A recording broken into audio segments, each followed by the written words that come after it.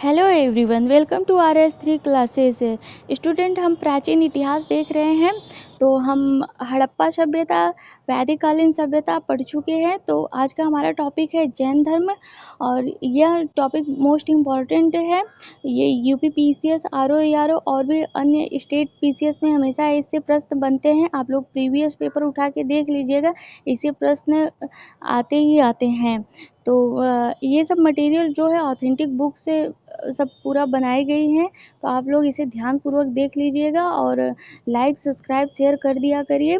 तो चलिए क्लास हम स्टार्ट करते हैं। तो सबसे पहले जैन धर्म का परिचय कर लेते हैं। तो जैन संस्कृत भाषा के जिन शब्द से बना है। जिन का अर्थ है विजेता। जिन का अर्थ क्या होता है? विजेता होता है। और जैन धर्म के प्रथम तीर्थंकर कौन थे? तो ऋषभदेव थे। और सर्व प्रमुख तीर्थंकर कौन थे? तो 24वें तीर्थंकर महावीर स्वामी थे। महावीर स्वामी का बचपन का नाम क्या था? वर्धमान था। और इनका जन्म, महावीर स्वामी का जन्म कब हुआ था? 540 ईसा पूर्व से 540 ईसा पूर्व से 599 ईसा पूर्व माना जाता है। और ये जो 540 है, ये सब सर्वमान्य तिथि है ज़्यादातर। और इनकी मृत्यु कब हुई थी? तो 468 ईसा पूर्व में इनकी मृत्यु हुई थी, पावापुरी में। पावापुरी कहाँ है? राजगीर में है। और इनका जो जन्म स्थान था, कुंडल ग्राम था, ये वैशाली में पड़ता है। और इनके पिता का नाम क्या था? सिद्धार्थ था।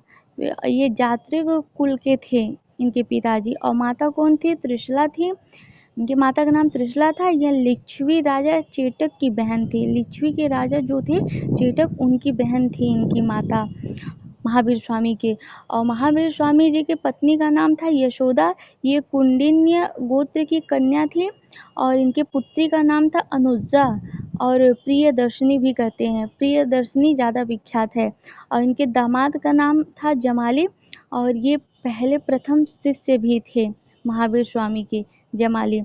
और इनके बड़े भाई का नाम क्या था? नंदीवर्धन था।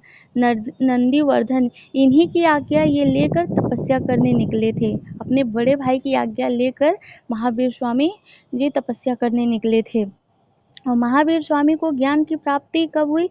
12 वर्ष में हुई। जृंभिक गांव में हुई थी। और जो ज्ञान की प्राप्ति हुई इनको, तो उसे कैवल्य कहा गया। ये सीधे एग्जाम में पूछता है। ज्ञान की प्राप्ति को क्या कहा गया? कैवल्य कहा गया। और साल वृक्ष के नीचे ऋजुपालिका नदी के किनारे ज्ञान की प्राप्ति हुई इनको, ज्ञान की प्राप्ति। और ज्ञान प्राप्ति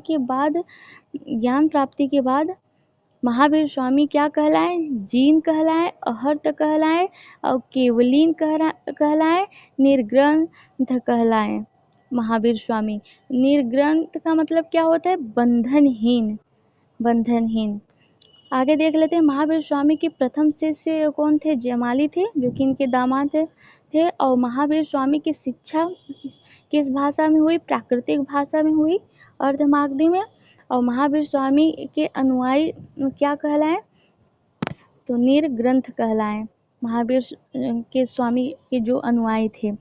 और सबसे पहले इन्होंने 11 शिष्यों को शिक्षा दी, जो कि गणधर कहलाए। जो 11 शिष्यों को इन्होंने शिक्षा दी, उन्हें गणधर कहा गया। और जैन धर्म की दो शाखाओं में बटा था। एक श्वेतांबर और दूसरा दिगंबर। श्वेतांबर जो थे वो श्वेत वस्त्र पहनते थे, और ये स्थूलभद्र के अनुयायी थे, श्वेतांबर। और दिगंबर जो थे वो नग्न रहते थे, ये भद्रबाहु के अनुयायी थे, दिगंबर। और जैन धर्म के त्रिरत्न थे कौन कौन से? सम्यक दर्शन, सम्यक ज्ञान, सम्यक आचरण। सम्यक दर्शन, सम्यक ज्ञान, सम्यक आचरण।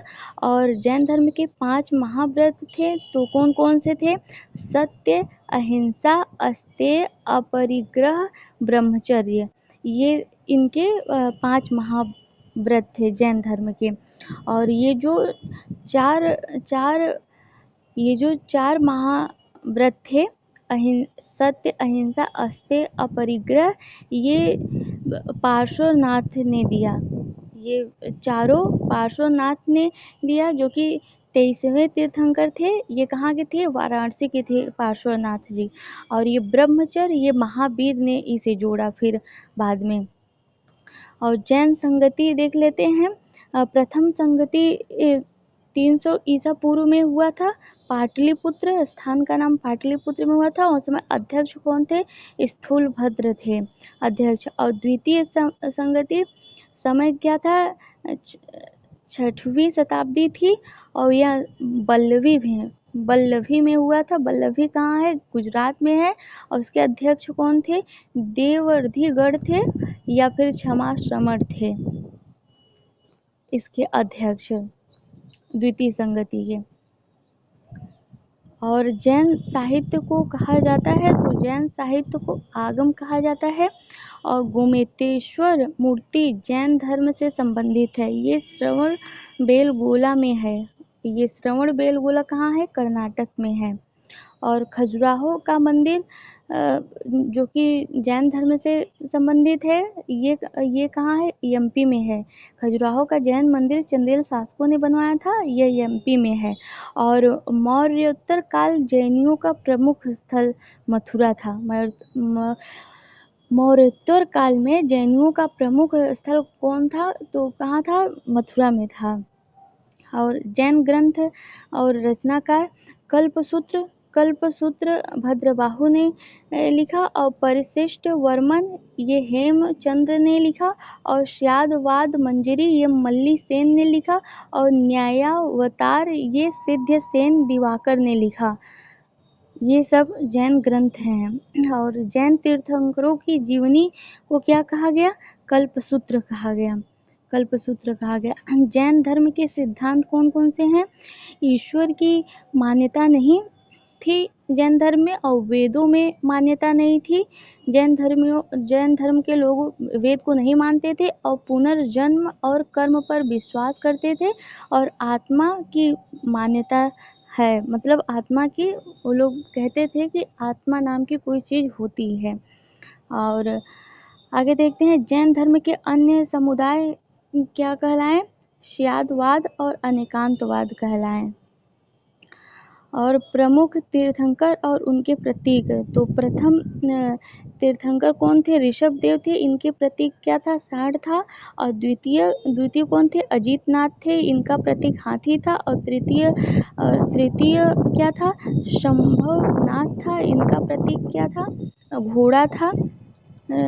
और 22वें तीर्थंकर कौन थे? अरिष्ट नेमि थे। इनका प्रतीक शंख था। और 23वें तीर्थंकर पार्श्वनाथ थे। इनका प्रतीक सर्प था। और 24वें तीर्थंकर महावीर स्वामी थे।